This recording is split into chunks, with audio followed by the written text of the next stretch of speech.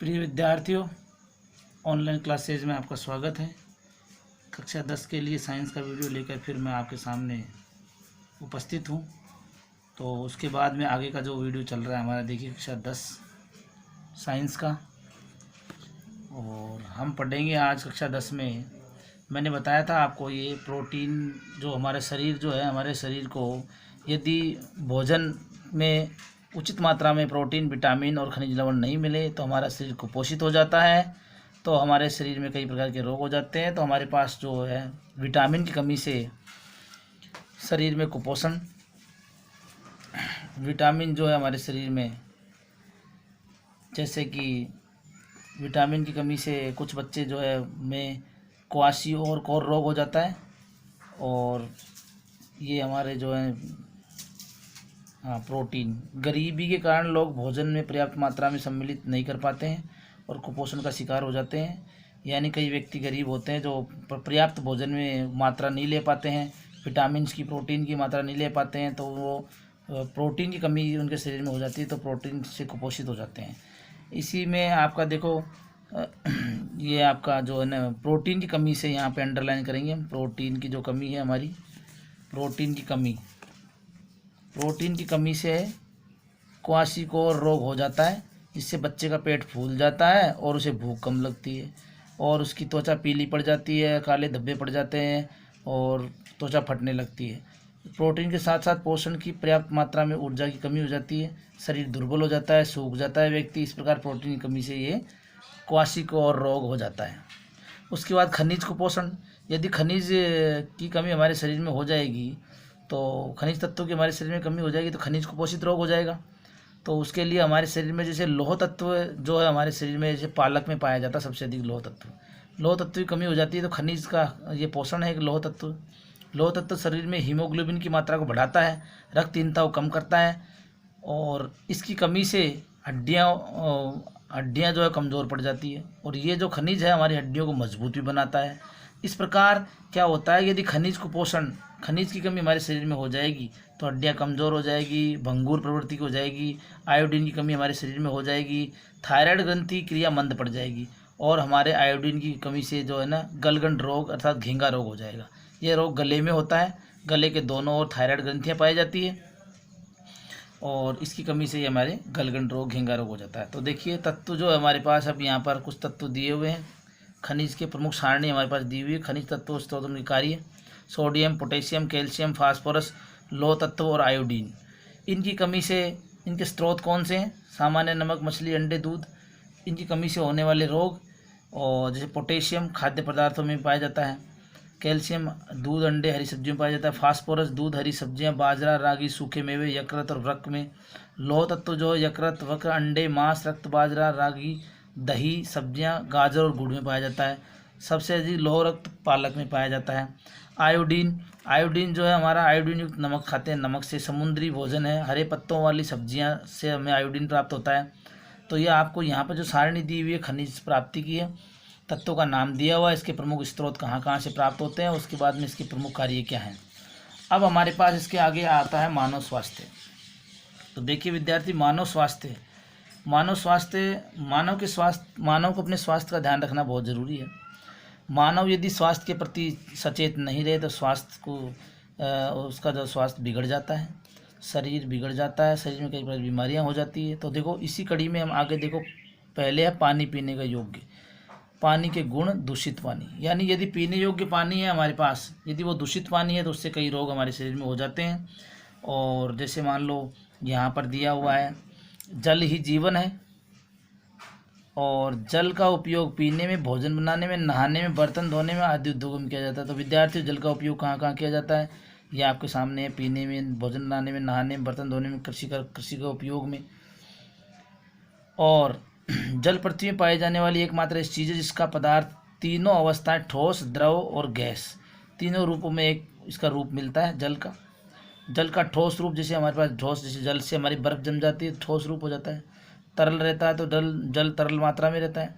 जल को जब हम गर्म करते हैं तो उसका जलवाष्प बनकर उड़ जाती है, उसको भाप बनकर उड़ जाता है, वाष्पीकरण हो जाता है, तो गैसीय अवस्था में जल हो जाता है। तो जल हमारा तीनों रूपों में पाया जाता है, तीनों अवस्था में पाया जाता है जल। ठीक है, अंडरलाइन कर लेंगे, तीनों अवस्था में पाया जाता है। अच्छा, उसके बाद देखिए पीने योग्य जो जल है हमारा, पीने योग्य जल के गुण। पीने योग्य जल देखो हमारे पास सबसे पहले जल का जो पीएच मान होता है, यदि हमारे पास जल का पीएच मान 7 है तो आशुद्ध जल कहलाता है। जल का पीएच मान 7 से कम है तो जल अम्लीय कहलाता है। पीएच का मान 7 से ज़्यादा क्षारीय कहलाता है। शरीर की समस्त उपापचय क्रियाओं के लिए जल की आवश्यकता होती है। यानी शरीर की सभी जो क्रियाएं हैं, पाचन क्रिया है शरीर की, सारी शरीर की जो भी क्रियाएं हैं उनके लिए हमें जल की आवश्यकता होती है। इसलिए डॉक्टर की मशवरे से हमें कम से कम एक दिन में 8 गिलास पानी पीना चाहिए, यानी 7 से 8 लीटर पानी हमें पीना ज़रूरी है। प्रत्येक दिन 8 से 10 गिलास पानी पीना हमारे शरीर के लिए ज़रूरी है। तो इस प्रकार हम देखो यहाँ जल के बारे में पढ़ रहे हैं। जल में रहने वाले कुछ जहरीले पदार्थ भी रहते हैं, जिससे शरीर रोग मुक्त रहता है। शरीर के पर्याप्त मात्रा में पानी रहने से शरीर में चुस्ती और ऊर्जा बनती है। शरीर में यदि पर्याप्त मात्रा में पानी पीते रहेंगे तो शरीर में चुस्ती, स्फूर्ति और ऊर्जा की मात्रा बढ़ जाएगी। थकान का कोई एहसास नहीं होगा हमें। इस प्रकार हमारे जल के ये उपयोग हैं। जल को अधिक पीने से, नियमित रूप से भरपूर पानी पीने से पथरी होने की संभावना टल जाती है। यानी हमारे शरीर में जो हमारी जो किडनी है, किडनी में ऑक्जेलेटिक अम्ल की का जमाव हो जाता है, उसे हम पथरी का रूप देते हैं, पथरी कहते हैं। तो इस प्रकार पानी के ये हमें उपयोग बताए मैंने, पानी के गुण। और अब उसके बाद में दूषित जल, यदि जल गंदा हो जाएगा, जल में कई प्रकार की बीमारियां, जल पीने से, दूषित जल पीने से हमारे शरीर में कई प्रकार की बीमारियां हो जाती है। तो इसमें जो है दूषित जल के साथ जिसमें जीवाणु होते हैं, विषाणु होते हैं, प्रोटोजोआ होते हैं, कृमि आदि प्रमुख है। इनकी वजह से हैजा, पैचिस जैसी बीमारियां आसानी से किसी को शिकार बना सकती है। तो यानी कि हमारा जो जल है, जो जल दूषित जल हम पी लेते हैं तो हमारे शरीर में कई प्रकार की बीमारियां हो जाती हैं। इस प्रकार गंदे पानी से कई प्रकार की संक्रामक बीमारियां भी हो जाती है।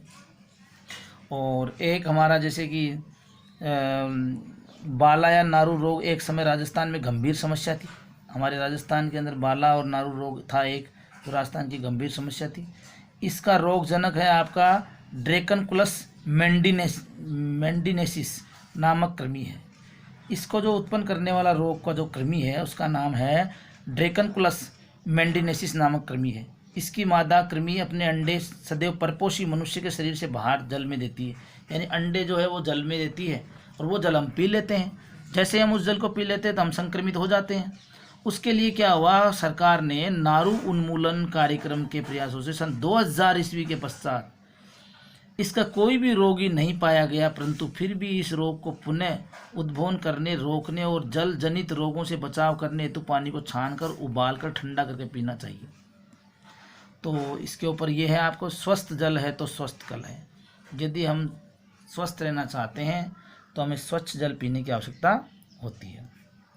अच्छा जी, उसके बाद में हमारे पास है मोटापा। मोटापा मतलब शरीर में अधिक वसा की मात्रा, चिकनाई की मात्रा, घी की, तेलीय पदार्थों की मात्रा हम लेते हैं तो हमारे शरीर में मोटापा बढ़ जाता है। मोटापा बढ़ जाता है तो फिर हमारे शरीर में देखो, इसके बाद इस प्रकार ये चित्र आपको दिया हुआ है, देखिए यहाँ पे विद्यार्थी, ये मोटापा बढ़ा हुआ है यहाँ पे। तो ये मानव का भार व लंबाई का अनुपात है। इस प्रकार यदि मान लो वसीय मात्रा हमारे शरीर में बढ़ जाती है तो हमारा शरीर, मोटापा शरीर का बढ़ जाता है। इससे हमारे शरीर में जो रोग होते हैं, इसको अंडरलाइन कर लेंगे यहाँ से। मोटापा से हमारे शरीर में हृदय रोग, मधुमेह रोग, डायबिटीज़ हो जाती है, शुगर की बीमारी हो जाती है, निद्राकालीन श्वास समस्या, तो मतलब नींद नहीं आना, कई प्रकार के कैंसर, अस्थि संध्यार्थी, हड्डी संबंधित रोग, कई प्रकार के रोग हमारे शरीर में हो जाते हैं। तो मोटापा बढ़ने का, वजन बढ़ने का कारण बताया मैंने आपको। यानी अधिक से अधिक जो सबसे ज़्यादा हम वसा का सेवन करते हैं, तेलीय पदार्थों का सेवन करते हैं, तो उससे हमारे शरीर में चर्बी बढ़ जाती है अधिक। ठीक है। उसके बाद रक्तचाप, ब्लड प्रेशर। रक्तचाप, सामान्य व्यक्ति का रक्तचाप 120 से 80 सिस्टोलिक अथवा ऊपर की संख्या में धमनियों के दाब को दर्शाता है। हृदय की मांसपेशियां संकुचित होकर धमनियों में शुद्ध रक्त बहता है। बेटा, धमनी जो होती है ना हमारी धमनी, उनमें शुद्ध रक्त बहता है। तो ये हमारा रक्तचाप मतलब हृदय पंप करता रहता है, हृदय पंप करता रहता है। एक सामान्य व्यक्ति का सिस्टोलिक रक्तचाप पारा के 90 से 120 मिलीमीटर के बीच तथा डायोस्टिक रक्तचाप पारा के 60 से 80 मिलीमीटर के बीच होता है। रक्तचाप को मापने के लिए ये इंपॉर्टेंट बिंदु हमारे सामने आ रहा है यहाँ पर आगे। रक्तचाप जो मापते हैं तो उसको मापने वाला यंत्र यहाँ पे अंडरलाइन कर लेंगे, रक्तचाप मापी स्फाइग्नोमैनोमीटर, नोट कर लेना।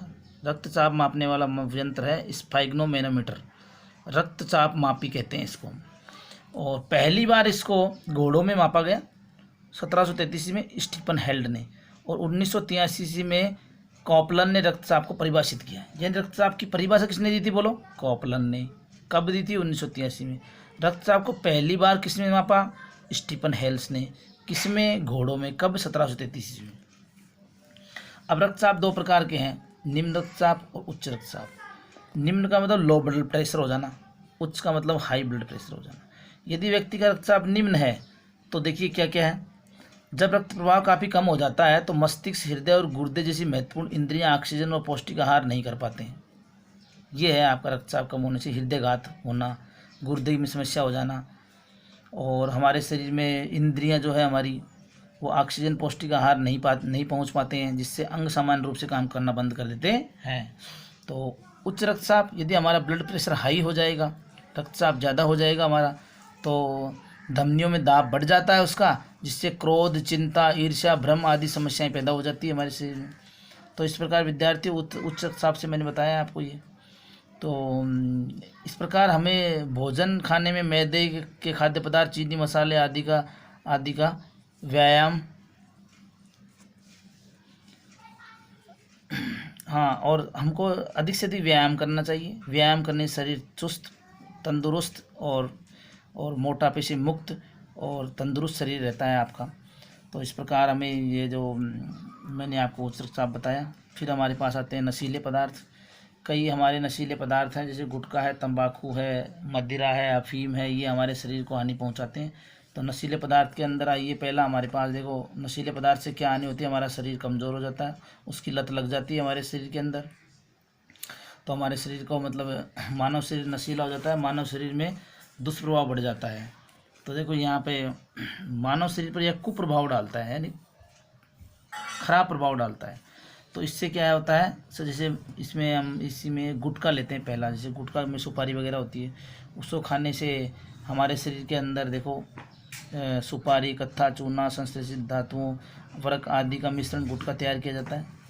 और गुटखा ज़्यादा खाने से हमारी मांसपेशियां जो हैं, जबड़े की जो मांसपेशियां हैं वो कठोर हो जाती है और जबड़ा ठीक से खुलता नहीं है, यानी हमारा जबड़ा जो बंद हो जाता है, ऐसे ज़्यादा खुल नहीं पाता है गुटखा खाने से।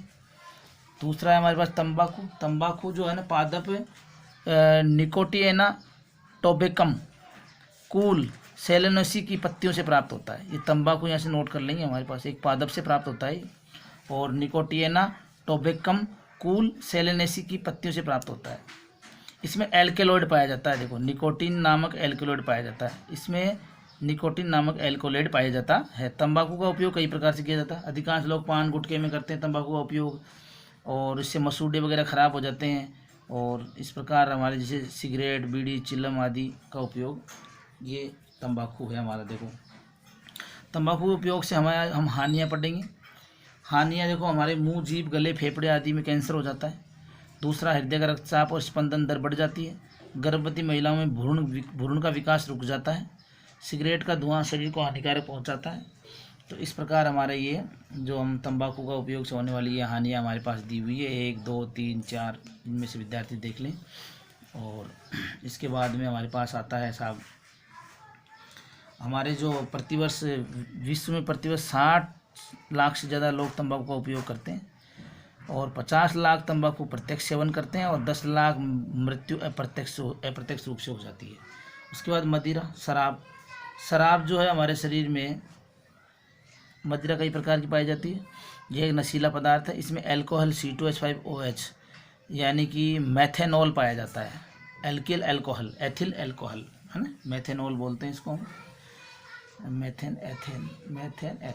एथेनॉल है ये। C2H5OH एथिल अल्कोहल की मात्रा पाई जाती है। और हमारे जो भारत में बहुत विकट समस्या है ये एक मदिरा की, कि मदिरा की प्रवृत्ति निरंतर बढ़ती हुई जा रही है, और इससे होने वाले दुष्प्रभाव देखो। तो इससे क्या होता है, हमारा जो यकृत होता है, लीवर में हानि पहुंचती है। एल्कोलाइड बढ़ जाता है, यह एक विषैला पदार्थ बना लेता है अंदर शरीर के अंदर, और इससे हमारा शरीर कमज़ोर हो जाता है, दुर्घटनाओं की संभावना होती है, और इसके अंदर हमारे शरीर की जो शारीरिक क्षमता है वो कम हो जाती है। और इसके बाद हमारा जो लीवर है ना, लीवर में जो रोग हो जाता है, शराब पीने से लीवर में छेद हो जाते हैं, लीवर ख़राब हो जाता है। इस प्रकार हमारा ये मदिरा से हमें हानि होती है, मदिरा सेवन से। उसके बाद अफीम, चरस, गांजा वगैरह। देखो अफीम भी एक पादप से प्राप्त होती है, याद रखेंगे विद्यार्थी। पेपेवर सोमनीफेरम, पेपेवर सोमनीफेरम, इसे नोट कर लेंगे आप, वैज्ञानिक नाम है इसका अफीम का। अफीम एक पादप से जो पेपेवर सेमनीफेरम के कच्चे फल से प्राप्त हुए दूध को सुखाकर बनता है, यानी उस कच्चा फल उसका दूध को सुखाया जाता है, दूध से हमें अफीम मिलता है। लगभग 30 प्रकार के, नोट कर लेना, 30 प्रकार के एल्केलॉइड पाए जाते हैं इसके अंदर। अफीम, कोकीन, निकोटीन, सेमनीफेरम, पेपेवर प्रमुख इसके हैं। तो इस प्रकार हमारे यह एक नशीला पदार्थ है। इसके बाद में हमारे पास हेरोइन भी एक नशीला पदार्थ है, और ये हमारे पास, उसके बाद अन्य नशीले पदार्थ हमारे पास हैं। देखो विद्यार्थियों, अन्य नशीले पदार्थ भी हमारे पास हैं, जैसे कि मान लो कोकीन है, भांग है, चरस है, गांजा है, LSD है लोएसिक एसिड डाइएथिलेमाइड इसका पूरा नाम है। अन्य पदार्थ भी हमारे हैं जिनको युवा आजकल उसके चंगुल में फंसता हुआ जा रहा है। तो ये हमारी शारीरिक वृद्धि को कम करते हैं, शारीरिक वृद्धि को रोक देते हैं, शारीरिक और मानसिक कमजोरी में हो जाती है। उसके बाद में हमारे पास यहाँ पर खाद्य पदार्थों की मिलावट का दुष्प्रभाव दिया हुआ है। आजकल खाद्य पदार्थों में मिलावट हो रही है, देखो आपको पता होना चाहिए। जैसे कि मान लो नकली दूध बन रहा है, घी बन रहा है, तेल बन रहा है, चाय पत्ती मसाले आदि में धड़ल्ले से नकली चीज़ें मिलाई जा रही है। इन्हें खाकर लोग बीमार पड़ जाते हैं, और जीवन रक्षक दवाइयाँ भी नकली बिक रही है, जैसी दवाइयाँ हमारे ले रहे हैं वो भी नकली बिक रही है। तो इस प्रकार विद्यार्थी, जैसे कि हमारे पास सबसे पहले जैसे मान लो कि हम मिर्ची को लेते हैं, मिर्ची लाल कलर की होती है, तो उस मिर्ची के अंदर ईंट का पाउडर मिला दिया जाता है। काली मिर्च होती है, काली मिर्च में हमारे पास जैसे पपीते के बीज मिला दिए जाते हैं। इस प्रकार मिलावट हो रही है। और हमारा रिफाइंड तेल है, रिफाइंड तेल में एक शीशी की 2-4 बूंदें डाल करके और उसके अंदर हमें घी बना लिया जाता है, नकली घी। कोल्ड ड्रिंक हमारे पास है, कोल्ड ड्रिंक का भी हमारे शरीर पे जो है, कोल्ड ड्रिंक पीने से हमारे शरीर को हानि पहुंचती है। देखो कोल्ड ड्रिंक में भी ये एक आम भाषा में एक मीठा जहर कहा जाता है, नोट कर लेना, इसको मीठा जहर कहते हैं कोल्ड ड्रिंक में। कोल्ड ड्रिंक पीने से खट्टी डकारें आती है, चिड़चिड़ापन बन जाता है, एसिडिटी हो जाती है। इस प्रकार हमें कोल्ड ड्रिंक नहीं पीनी चाहिए, उसकी जगह हमें नींबू पानी का इस्तेमाल, हमारे घर में नींबू ला करके हम नींबू का पानी पी सकते हैं उसकी जगह। तो इस प्रकार देखो यहाँ पे बताया गया था। हल्दी में कृत्रिम हरा रंग मिला लेते हैं, धनिया मिर्ची में गंधक मिलाई जाती है, यहाँ से नोट कर लेना। मिर्ची पाउडर में ईंट का चूरा, सौंफ में कृत्रिम हरा रंग, हल्दी में लेड क्रोमेट, पीली मिट्टी, धनिया और मिर्च में गंधक, काली मिर्च में पपीते के बीज मिलाए जा रहे हैं। इस प्रकार हमारे जो भारत देश में जो जितनी भी वस्तुएं मिल रही है आपको, लगभग जब ये उनमें मिलावट मिल रही है। तो वैसे हमें इन्हें बचने के लिए ऐसा नहीं होना चाहिए, गवर्नमेंट को कड़ा सख्त कानून बनाना चाहिए इसके लिए, सरकार को। तो 1954 ईस्वी में देखो, अब यहाँ पे एक बनाया गया था, 1954 ईस्वी में खाद्य पदार्थ अल्प निषेध अधिनियम बनाया गया था 1954 में। यहाँ पे लिखा हुआ आपके सामने 1954 ईस्वी का अल्प मिश्रण निषेध अधिनियम बनाया गया था। इस नियम के तहत 65 खाद्य पदार्थों में कीटाणुनाशकों व मिलावट का नियमन रखा करता है, लेकिन यह नियम दोषी लोगों को सजा दिलाने में नाकाम हुआ था, क्योंकि आजकल कुछ ऐसे देश के जो है, मतलब जैसे वकील है, वकील के पास चले जाते हैं, वकील मतलब उसको अपना जो मुकदमा चल रहा है उसको झूठा साबित करके और उसे बचा लेता है। इस प्रकार यह जो है हमारा देश जो गर्त में होता हुआ चला जा रहा है। अब इससे बचने के लिए हमारे जो गवर्नमेंट को है ना, सरकार को, गवर्नमेंट जो हमारी सरकार को कुछ कदम उठाने चाहिए, और हमारा जो युवा है, सबसे पहली बात हमारा जो युवा, उसे जागरूक करना चाहिए, उसे समझाना चाहिए। और जो हमारे सरकार में जो सरकारी कर्मचारी जो कार्यरत हैं, तो वो उनको भी इस ओर ध्यान देना चाहिए कि जो भी युवा अगर ऐसा हो रहा है, खा रहा है, इनको मिलावटों की चीज़ मिल रही है, उसकी सहायता से उनका शरीर बिगड़ रहा है, हमारे देश में फिर उससे समस्याएं बढ़ रही है। तो ठीक है विद्यार्थियों, ये हमारा लेसन था आपका, और ये कंप्लीट होता है। उम्मीद है कि आपको ये वीडियो पसंद आया होगा, और अब इसका आपको असाइनमेंट इसके बाद मिल जाएंगे, और आपको इसकी तैयारी अच्छी से कर लेनी है। ठीक है, धन्यवाद।